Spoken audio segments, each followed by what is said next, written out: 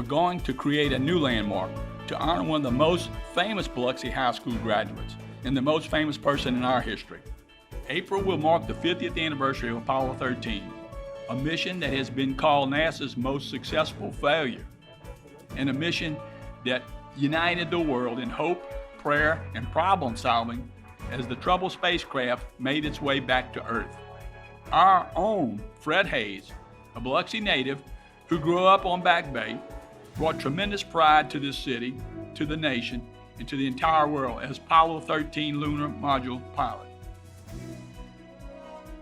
Since Adam and Eve, Fred is one of only 24 people to have flown to the moon and back. He has been a tremendous asset to Biloxi and the coast, inspiring students in Biloxi public schools and being the driving force in creating the Infinity Space Center near the Stennis Space Center. We have a statue dedicated to the old world explorer Pierre Lemoyne d'Iberville down at the Biloxi Visitor Center. And I want to see a statue, a new community landmark that pays homage to our new world explorer, Fred Haise.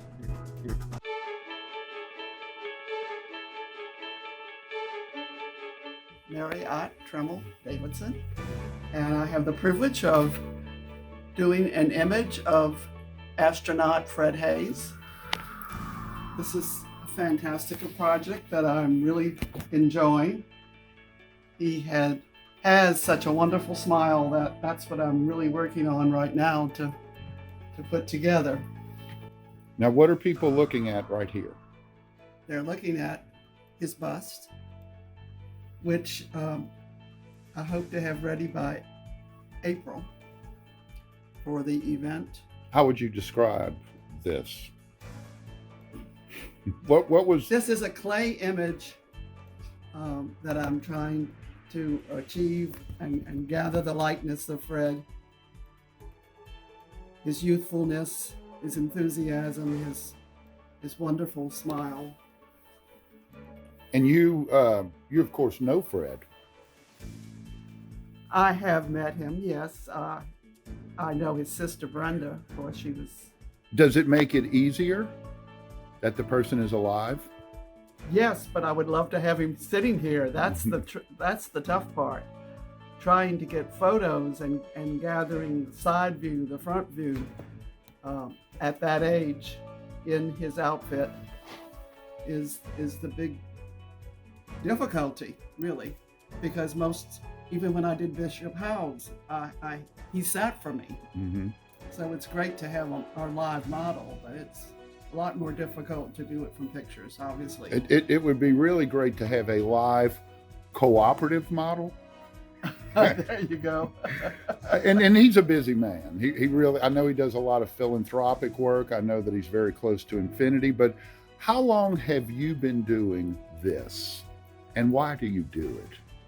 Well, the first commission was with the Biloxi Chamber of Commerce for D'Iberville back in 1997. My husband worked very closely with me on that project. We finished it in 1998 in time for the 1699 anniversary of the founding of Biloxi. And now you're doing another Explorer. Yes, for outer space, yes. Have you talked to Fred about this? No. I thought that they were pretty much keeping it a secret. What has been the most challenging part? And if you would show us on this, what's been the most challenging part for you to do? Always the eyes are the most difficult. Why? Just because instead of doing an eyeball, I do the reverse. I use a recess to try to capture the depth of his eyes. And it's to transform the real thing to that to the real thing is the big challenge. What would you say about Fred's smile looking at this bust? Oh, I love his smile. It's the greatest. Why? Well, it's kind of cocked up to the left a little bit, kind of like he's really enjoying it.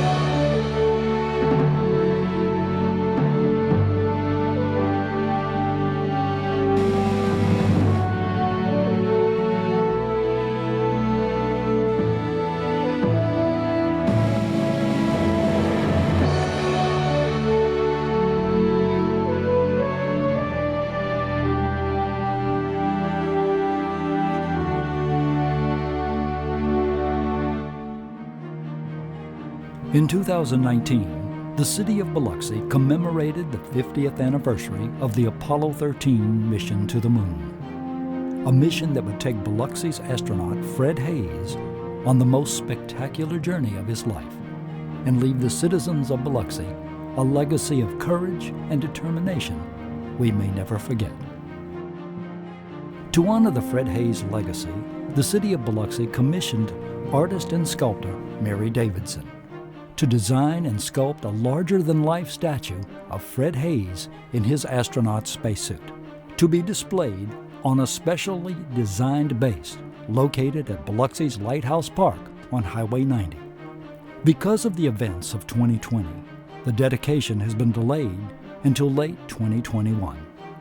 Although the Apollo 13 mission nearly met with disaster, the three astronauts, with their determination and help from the NASA support team on the ground, the aborted mission returned safely. In early 2020, Mary Davidson was diagnosed with breast cancer. Faced with the thought of not being able to complete the sculpture, not only on time, but maybe not at all. In December of 2020, I visited Mary at her studio to find out how she and the project are doing.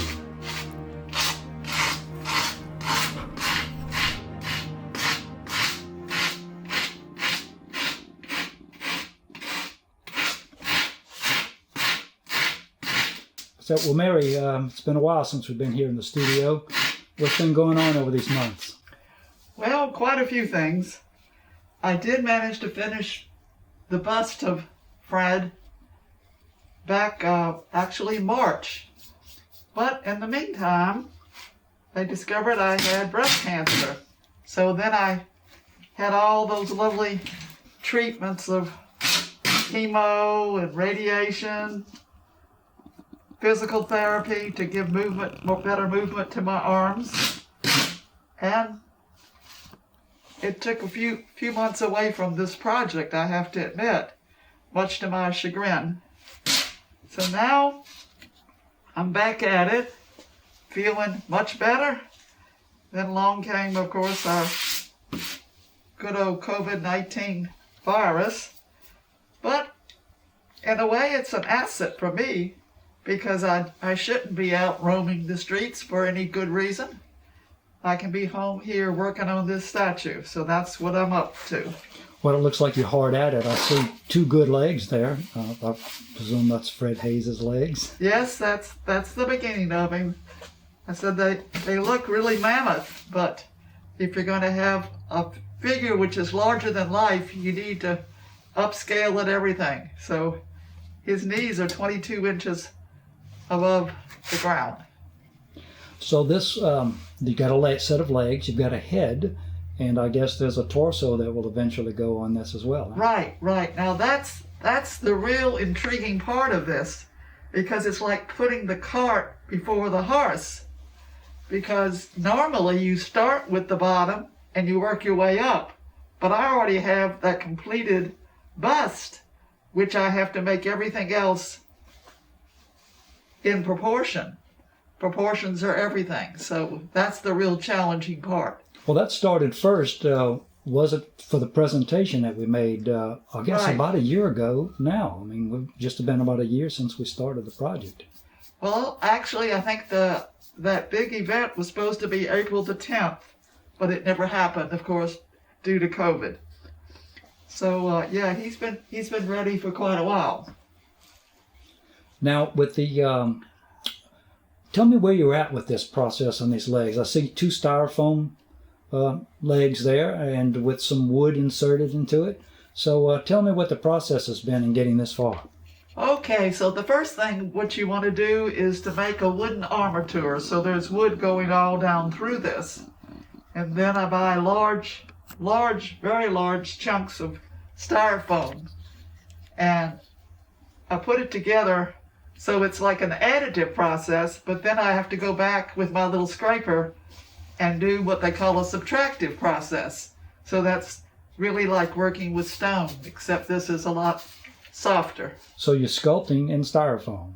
Exactly. I'll do the whole figure in styrofoam. The reason for that is that it reduces the weight. If I did it all in clay, he would be monstrously heavy. But this way, he still will be sizable and because of size, but the clay won't be nearly as thick as it would have been otherwise. And that makes a big difference in transportation mainly. And my husband and I will take him up to the foundry for the first step in getting him cast into bronze. Now, will you do that before you do the other parts? Or will you go take everything together to the foundry? He will be completed in clay. Then we take him up, and then a mold is made of him. The mold is like a plaster mold, really. And then wax is poured into that. The first thing that's done is that a rubber shell is put over the clay. And then the plaster mold is made of that. Then that rubber mold is taken out and wax is poured in. Now, then I have to spend time going over everything because the wax isn't always perfect, and so I have to refine it. We spend time at the foundry doing that. Then after that, he is taken and another mold, which is called a ceramic shell mold, is put over the wax. And that takes quite a long period of time because it's a liquid mixture that you have to add on layer by layer. Of course, each layer has to dry thoroughly, and you can build up, you can have as many as 15 coats of it before you're finished. Then that ceramic shell mold is heated, so all the wax then melts out of it. So now you have a hollow mold. And then that is what you use to pour the bronze in. And that's a beautiful event. It's still a thrill after over 40 years of working in bronze to see that gorgeous metal melting and poured into the mold.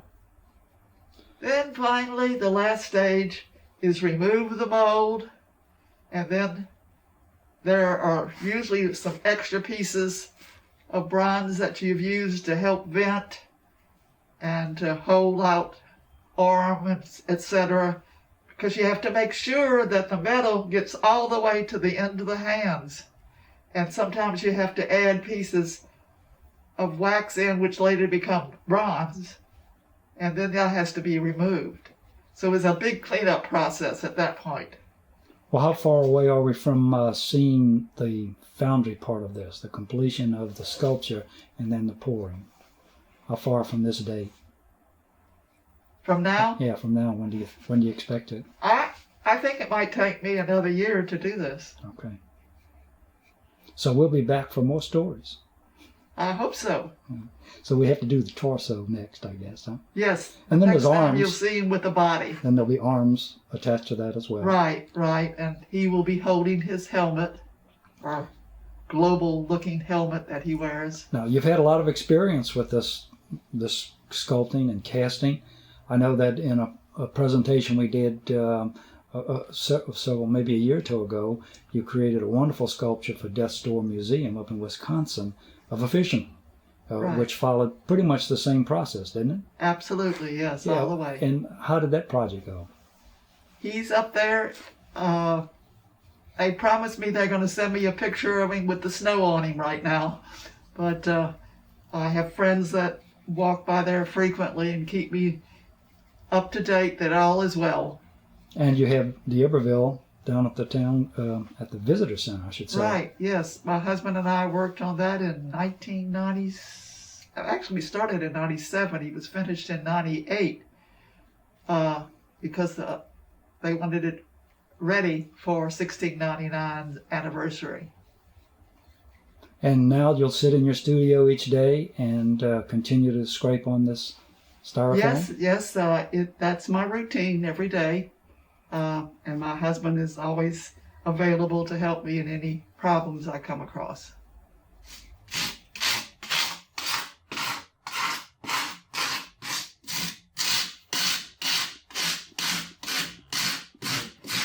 Well, Mary, I guess over the next year you'll probably get this project pretty well wrapped up and ready to pour, huh? Yes, I really, in a way, the COVID has enabled me to stay very focused. This is what's going to be my everyday project between now and hopefully, certainly within a year. I think we should have this wrapped up. Well, I think sometime over the next months we'll be back in your studio and get a new update on what's going on. Look forward to it. Oh, thank you again.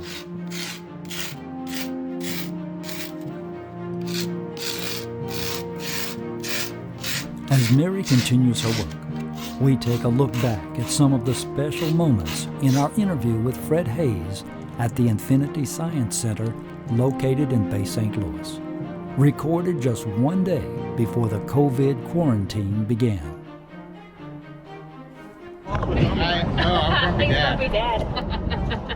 I'm a super boy. You're a super boy. I can see that. Well, that is, what's that guy there? What's those things? Those are the Mighty Pups. Mighty Pup. Mighty Pups come Yeah, I told you he wore the right wings. I go in the Mighty Pups. Yeah, what's that? Where are y'all from? Gulf War. Shake my I retired out in New Orleans with the Navy. Okay. Hey, look. Look, what? Look.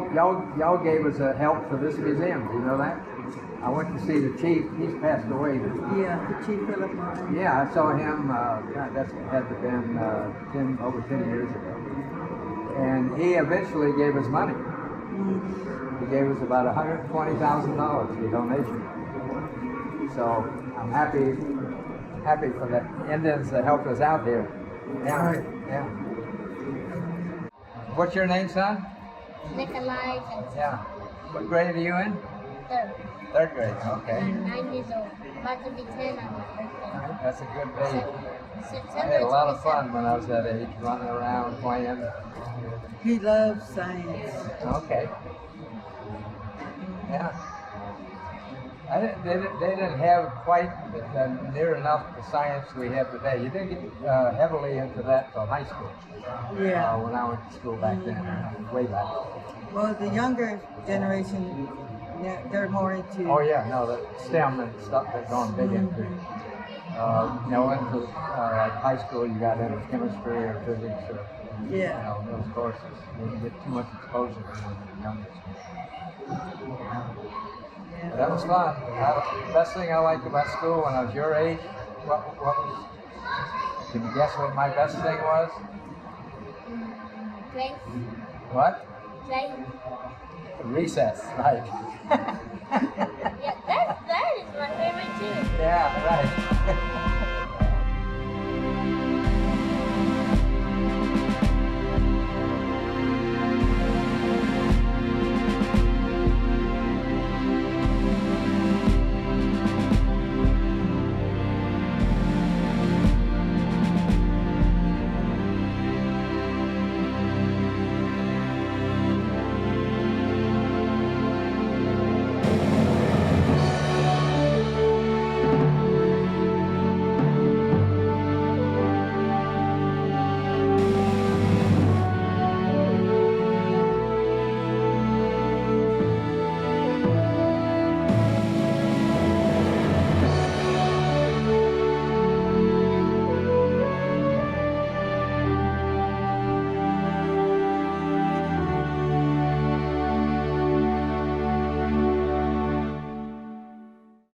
A Biloxian whose journey was to land a spacecraft on the moon, explore it, and return safely back to Earth.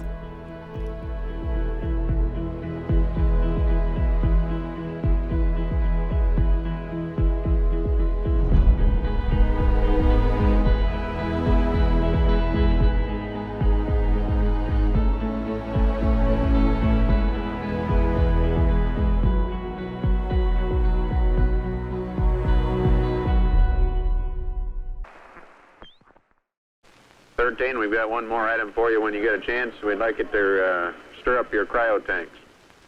In addition, have shaft and trunnion Okay. for a look at the Comet Bennett if you need it. Okay. Stand by. Okay, Houston, we've had a problem here. This is Houston. Say again, please. Houston, we've Houston, had a problem. With those words, everything changed. No landing, no exploration, just survival. In the end, it all worked out. The 3 astronauts returned safely back to Earth. And although Fred Haise never made it back to the moon, here on Earth his journey continues. Our journey to celebrate Fred Haise and the Apollo 13 50th anniversary also had a problem. COVID, cancer, and Zeta. COVID, well, you know the story. Our artist, Mary Davidson, was treated for breast cancer and survived and is back to work. Hurricane Zeta damaged the pedestal on which Fred Haise' sculpture will be erected. It too will be repaired, and we will go on. Let's take a look back at our journey to bring you the story of this history-making voyage and to update you on the sculpture being created by Mary Davidson. We begin at the Infinity Science Center, located in Bay St. Louis, Mississippi, on the day before its closure due to COVID-19. Back in 1933, November 1933. And as the first home we lived in was actually a duplex on Lemieux Street, just over the railroad tracks, about 4 houses up from the Barks root beer factory. And I was very interested. I spent a lot of time walk down the street and looking. They had a side window. You could look in at all the mechanical aspects of box bottles, all glass in those days, coming down the assembly line, getting filled and with caps put on them. I was amazed at the machinery that was doing that. We later moved, and the only house Mom and Dad owned was on Church Street. Out just off single block street off Division Street, where the north end of that street ran right into the Garnfo Elementary Schoolyard. And of course, that street has since been named after Apollo 13 flight, Haise Street, at single block street. I have 2 sisters, Brenda Johnston, who was 7 years and 5 months younger than I. And even a younger daughter, as actually I was starting to head off to college, was my sister Edie, who was 17 years younger than me. And so that was the family. I had no brothers. I was the oldest. My mom was just a homemaker during most of that period. My dad worked for the VA Center, initially at the Biloxi facility, and I forget which shop. Well, initially he was in the boiler room. And I remember sometimes as a little kid, I'd go with him to work and spend a few hours in this boiler room that was furnishing the steam for the heating and heating water. And again, all that machinery down in that sort of basement area on one of the main hospitals. He then took over one of the shops. I'm not sure it was a carpenter or machine shop, and eventually ran all the shops, both at the Biloxi facility and later also the Gulfport facility. My dad was a good handy person, could do almost anything, any type of task that way. Well, that was the reason I transferred. It was funny, at one point, Neil, who was ahead of me about 3 years. Neil started with NASA at Lewis and went to Edwards. And then Neil applied and went into the astronaut program. He visited back at Flight Research Center, and Don Malik and I, another pilot, talked to him and asked him what it's like to be an astronaut. Neil's summary for us was, well, you attend a lot of meetings, you sit in a simulator a lot, and you don't do much good flying. So that was Neil's summary of being an astronaut. Because, you don't fly to space that often, whereas at Edwards, we were flying every day, something. I was normally involved in 3 different test programs at the same time. So I had to think real hard about whether I should even apply. But then I said, well, there's a chance to go to the moon, and that'd be a great adventure. And if I stay here at Edwards, I'm not going to have that chance. So that's really what convinced me I should apply and sign up for the astronaut program. Well, at the time that happened, Jim Lovell and I were down in the landing craft, the lunar module. We had looked at TV shows that had been shown on previous missions, and Jim and I decided to use the lunar module as our stage for a planned TV show using equipment that we knew had not been talked about before. So it's kind of a show and tell setting. And Jack Schweigert was all alone left in the command module to watch over things at the time. Just after, it wasn't very long after we finished and closed off the TV show, this big bang happened. Kind of rattled through the vehicles are metal, so it's kind of like if you're inside of a big metal barrel, and somebody hits on it with a sledgehammer. Little small rocket engines that normally hold attitude were firing. We could feel some motion, not very much motion, but some motion of the vehicles. And so instantly we knew this is not normal. This is something wrong. Jim Lovell had drifted up into the command module by that time. Jack Schweigert had made the call, Houston, we've had a problem here. And Jim repeated it because Houston did not reply to Jack. And I shortly also floated up in 0G back to my position in the right couch. A quick scan of the instrument panel told me from 2 different readings on meters that we had lost oxygen tank 2, number 2. We had 2 tanks. Number 1 looked still fine, still intact. So I didn't think it was life-threatening instantly at that point. But I was sick to my stomach with disappointment because I knew losing even one of the 2 tanks meant we weren't going to get to land on the moon. It took some time of troubleshooting. In fact, Mission Control thought for 18 minutes because of the different array of caution and warning lights on in different systems that were not related in any way, that it was false. They were false signals. It's something that happened in the caution and warning electronics. After 18 minutes, they got busy because it was now for sure real, and Jim had reported seeing a gas or something fluid flowing away from the spacecraft, seen it out the window.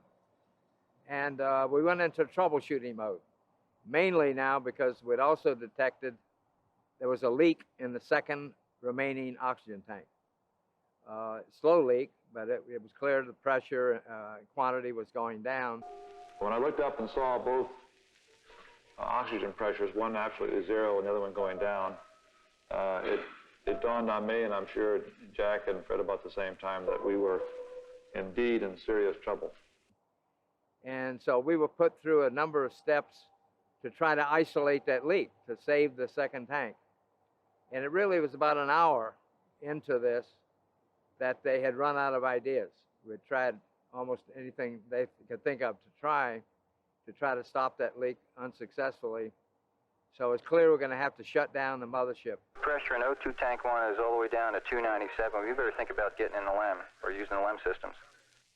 I'd say this is as serious a situation as we have ever had in manned spaceflight. We've always called the LEM a good lifeboat under those circumstances. So at that time, we were asked, Jim Lovell and I, to go to the lunar module and power it up, the thing we were going to land on the moon with. It was a second spacecraft and could serve as a home, a lifeboat, they called it, that would give us an environmental system, give us communication, it could give us thrusters to control, all the things we would need in the interim period to work our way back home. So that's what we did. Jim and I left and got very busy powering up the lunar module.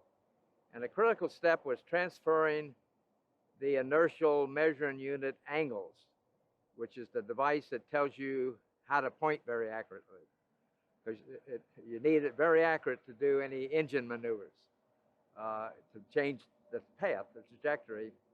So we could manually do that, but Jack given us the readings out of 3 registers called noun 20s that Jim could manually crank them into the LEM computer that would torque that platform when we powered it up to those angles.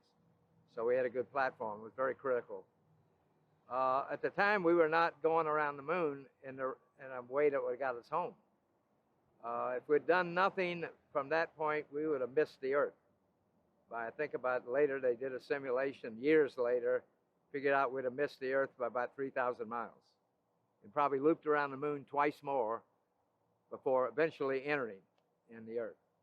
But at any rate, so the first critical thing was to get on a path to get us back with the moon's gravity turn to get roughly back to home.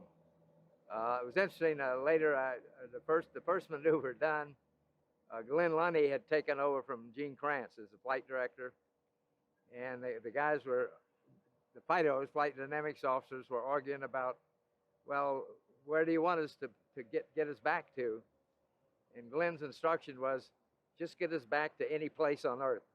So that was the first maneuver they did, and it would have landed us in the Indian Ocean by Madagascar. No, I never had high confidence at any point that we had everything figured out, and neither did the ground. This was kind of an incremental things of trying to stay one step ahead as things came up. Like mentioned, the lithium hydroxide. That took some time, over a day, to realize that carbon dioxide was building up, and we needed a way to get rid of it. And the lunar module, which had a different shape cartridge of this lithium material, which could scrub the air of carbon dioxide, did not have enough, because we're going to have to make this vehicle last 4 days versus 2 days. So they had to jury rig a way to use the abundant cartridges we had from the mothership, which was a square shape. And they figured that out and actually tested it in a chamber in Building 7 at Houston. They had a LIM environmental system set up in the chamber and tested that it worked before they sent instructions up to us. So they did some creative engineering to put a round peg in a square hole, or vice versa. Vice versa. Had that not been able to be done, if they couldn't have found any way to do that, would the carbon dioxide have eventually taken over? It was at the red line when we finally got that rigged. So that was another close call. That was another close call, right. The first two maneuvers we did, the first one to get us around the moon, the second one 2 hours after we passed the low point behind the moon, was also using the computer, fully automated.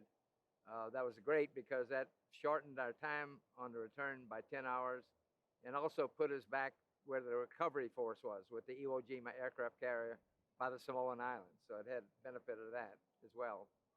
The next two corrections mid-course, which are very small maneuvers, not very long use. First one using a descent engine for 14 seconds. Second one about 22 seconds using the 400-pound attitude thrusters, all four of them firing in one direction. Were done to tweak the trajectory on the way home. Those were all done manually. Making an alignment first out the window using a COAS, which is like a gun sight. Jim Lovell would land on the Earth cusp. It was a half Earth, so he'd land on the edges of the half Earth, and then pitch up to where I could see in a periscope, AOT, which is normally used to shoot stars. When I saw the sun come into view, we froze the attitude, and that's how we fixed the attitude to do those maneuvers. But controlling it manually for those very short periods. After we got back, I talked to people, and some had expressed a concern about the heat shield. It never occurred, at least to me. The heat shield is a pretty tough material. It's a very tough material that normally is used to dissipate the heat by somewhat burning away as you come through entry. I never suspected, because when we saw the damaged area, when we separated the service module, it looked like the quarter of the spacecraft panel had blown straight out in a way, not downward toward where the heat shield was. So and it didn't look like there was that much shrapnel or anything that could have damaged it. So after you cut that module away, you got to get a pretty good look at what had happened. Well, service module, yes. When we separated it, we shot a lot of pictures, in fact, of the damaged area for the accident investigation. What was y'all's reaction to that? Well, we were somewhat shocked by the amount of damage we saw, because, like I said, a quarter of the spacecraft had blown off. And there was broken wires hanging out, torn thermal blankets, quite a bit of disarray in that area. And thinking back, the intent of the explosion we felt did not seem that severe, frankly, for the damage we saw.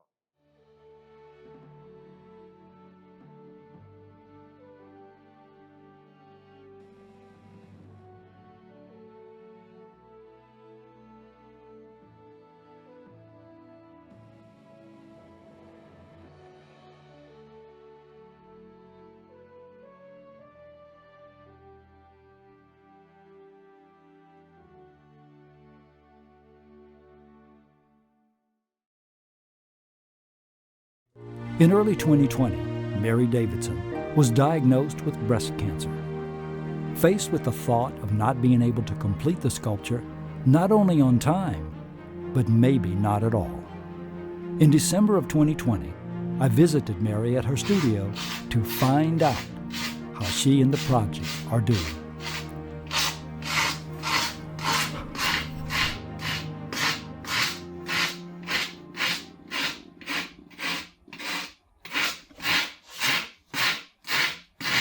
So, well, Mary, it's been a while since we've been here in the studio.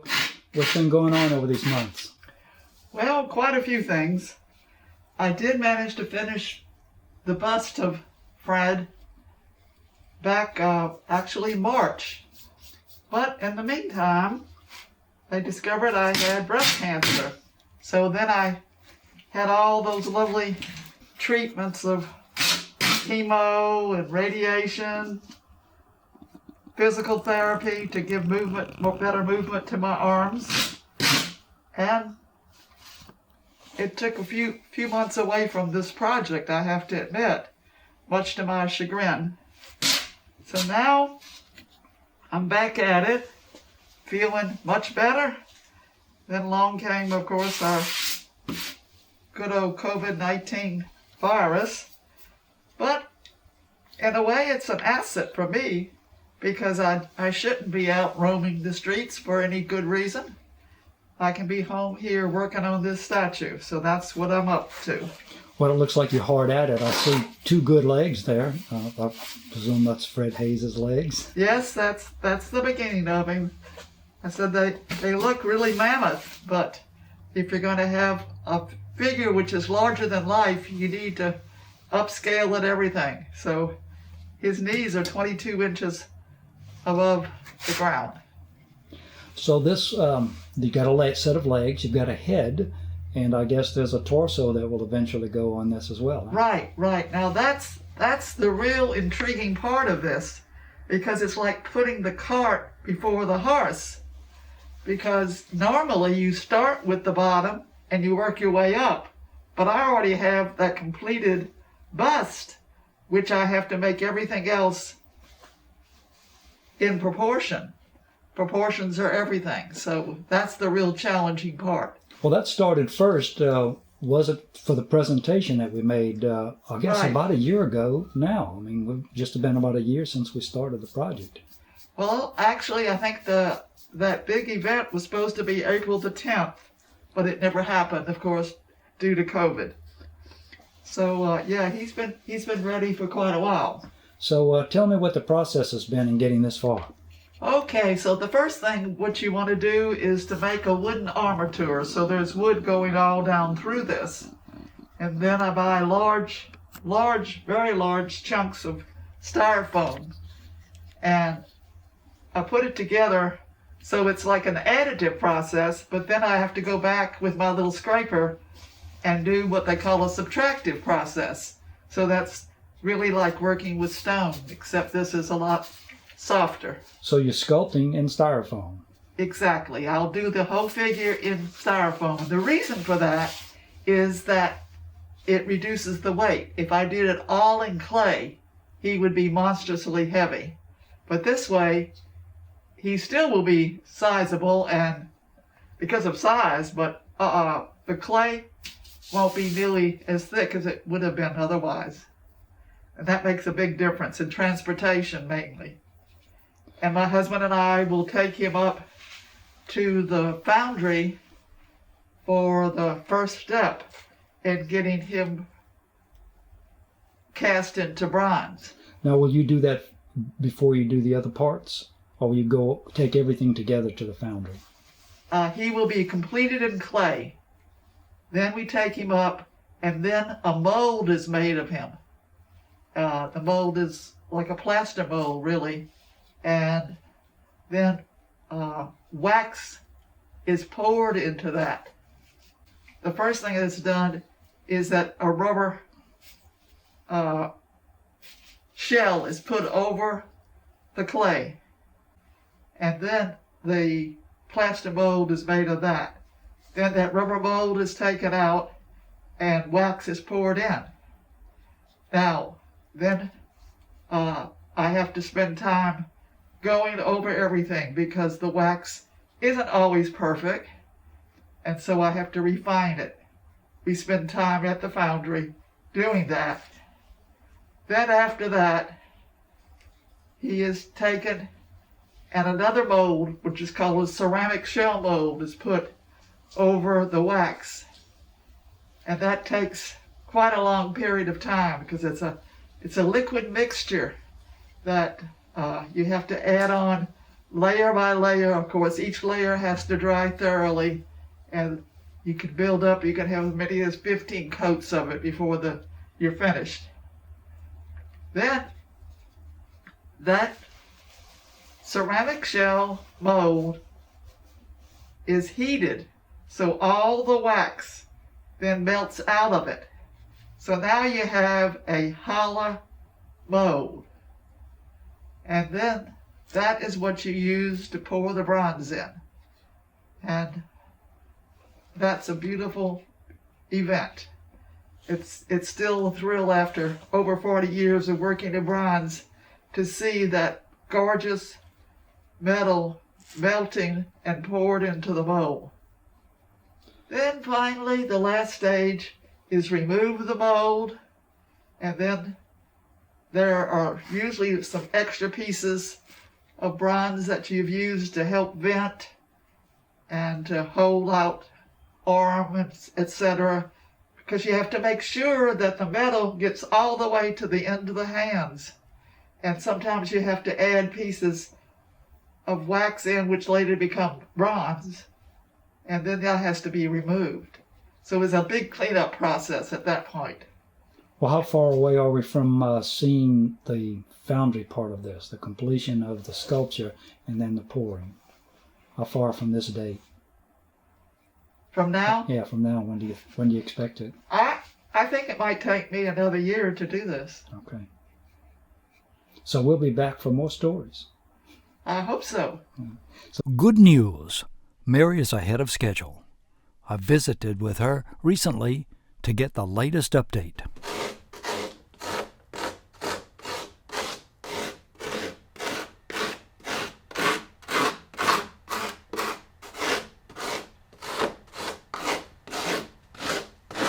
Mary, I see Fred's growing.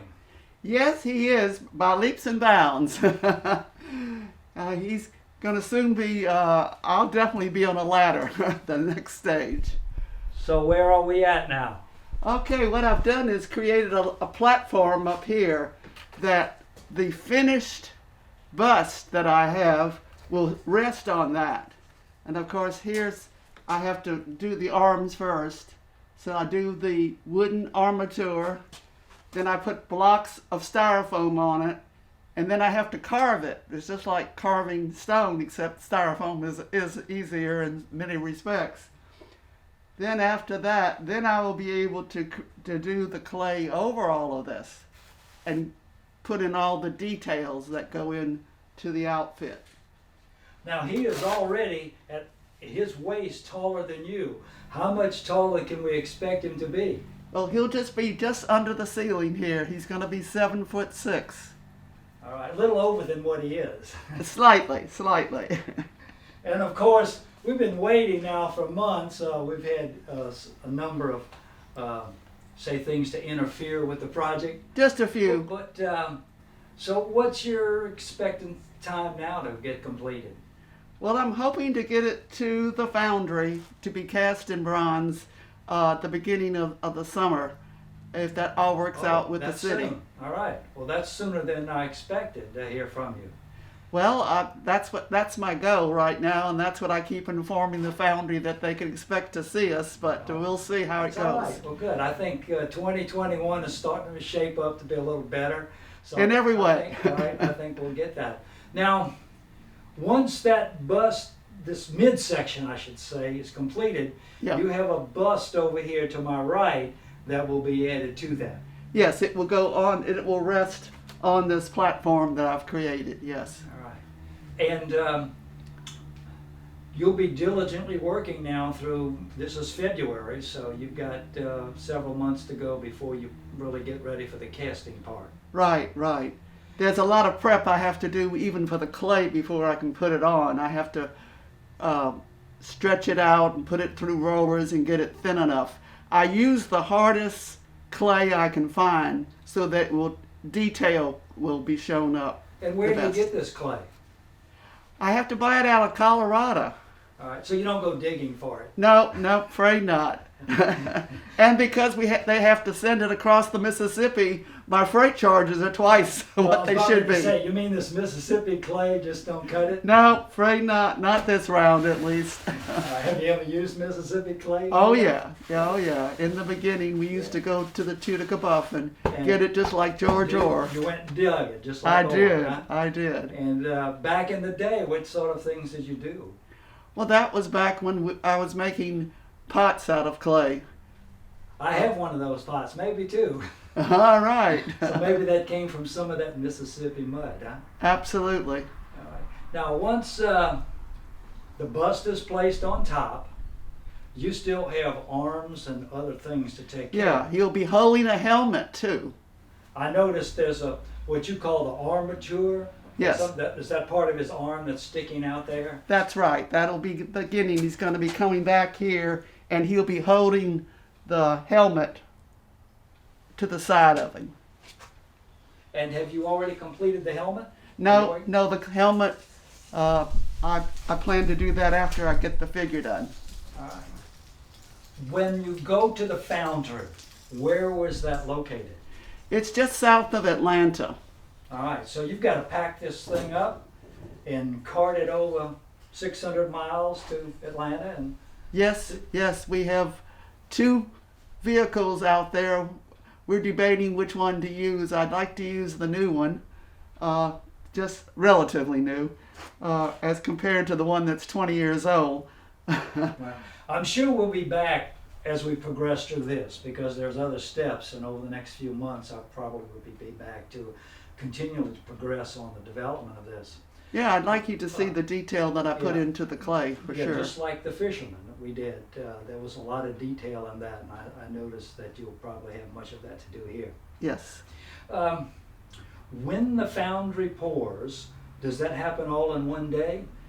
The pouring is, but we have to build 2 sets of molds up there. So my husband and I will be making many trips up to the foundry because we work with them. It's not a case of just dropping it off and they do the work.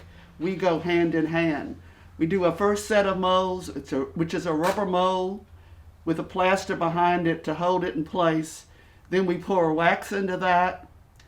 Then we take the wax and we build up another mold, much more complicated. It's called ceramic shell. That's a very slow process. That will take them probably, well over 6-8 weeks to do. Then after that dries, we melt out the wax and then we pour the bronze. But the pouring is, yes, in one day, it's bang. And the metal is what? Bronze. Silicon bronze, the best. All right. So maybe, would we say the end of the year for completion? Oh, before that. Yeah. Before that. So we might finally get him on that pedestal that's sitting on the beach. Absolutely. All right. Well, I hope to see that. Mary, thank you again for this update. I appreciate it. My pleasure. I'm going to let you get back to work. I know you got a lot of work to do. Thank you. Thank you, Mary.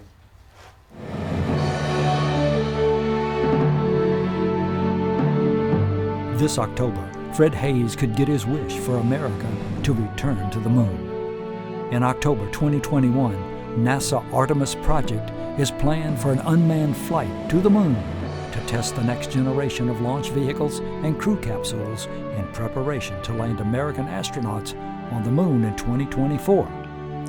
In future episodes of BTV, we'll have more updates on Fred Haise, Mary Davidson, and another Biloxian whose work is preparing the U.S.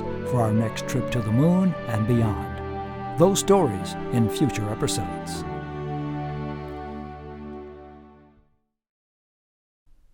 In March of 2020, the city of Biloxi set out to celebrate Biloxi's astronaut, Fred Haise, and the anniversary of the Apollo 13 lunar mission.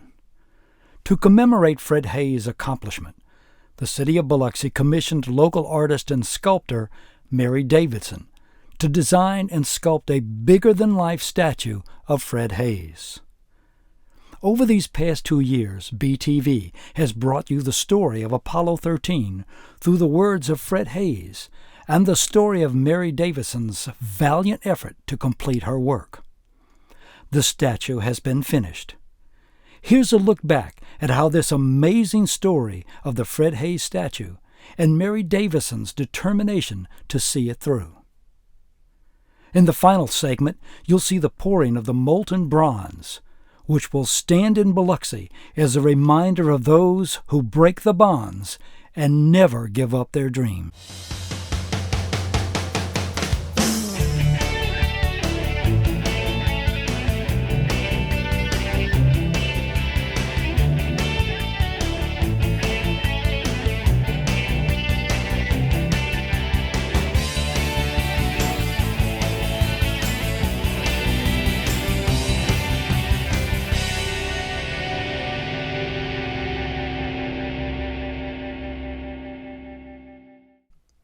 I traveled to Union City to find out just how the castings and pouring is done. The Inferno Art Foundry, created and owned by Philip Hutzelman, along with a dedicated team of artisans, provides casting services to regional and national artists. The foundry is nestled among the hardwoods. Outside the foundry, some of Phil's own creations welcome visitors to the facility. Inside, I noticed some molds to be used in the casting process. The statue will be cast in multiple parts, then assembled together to form a more complete sculpture of Fred Haise. The artisans quickly got down to business of firing up the crucible, a large pot which sits over a furnace. It will hold the bronze ingots, which will become molten in the more than 1700-degree heat needed to melt the alloy. Some of the workers slowly add more ingots as the flames increase and the temperature rises. After reaching the proper temperature, the bronze is ready. Workers slowly lift the crucible from the heat, and with a small crane, the crucible is lifted and moved to the mold, where the molten metal is carefully poured.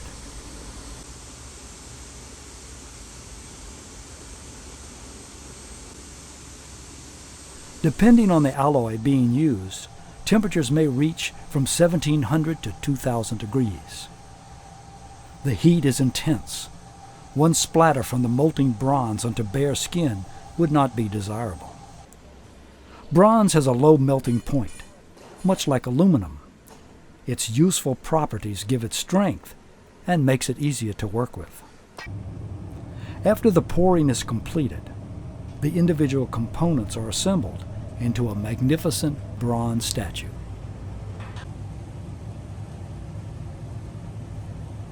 Before adding the patina, additional machining is required to make the sculpture ready for mounting.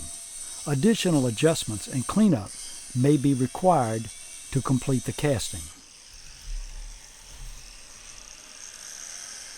When the artist Mary Davidson is satisfied that the casting meets her vision, the work will be sent for the application of the patina. Well, Mary, it looks like sometimes you have to make some adjustments, huh? Always.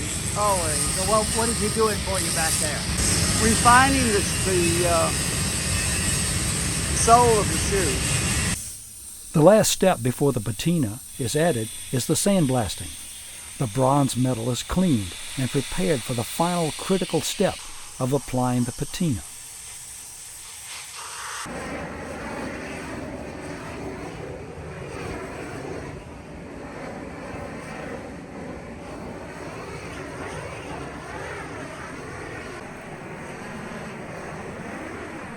The patina is the final step.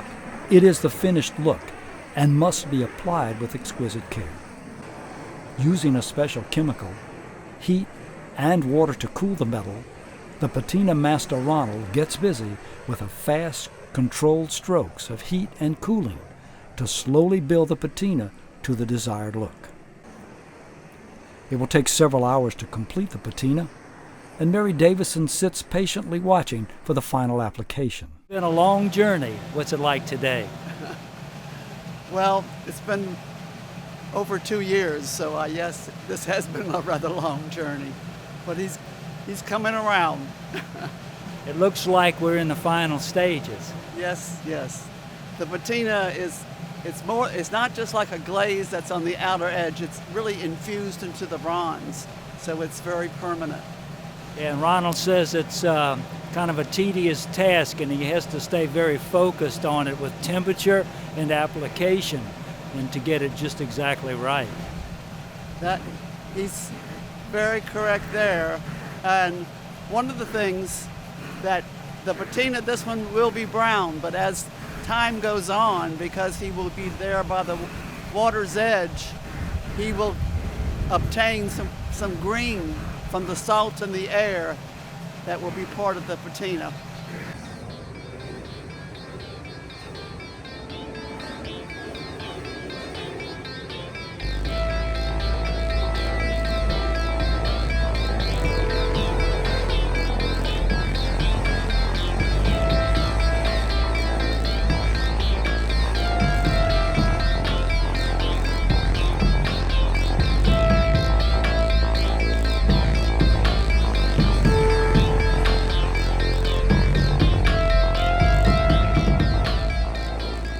The work is done.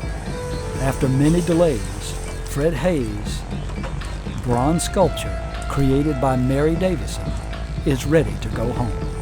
As they say, it's been quite a ride. Fred will be placed atop a stylized Saturn booster in Biloxi's Lighthouse Park, overlooking the Mississippi Sound. Fred will cast his eyes towards Cape Canaveral, where his journey to the moon began.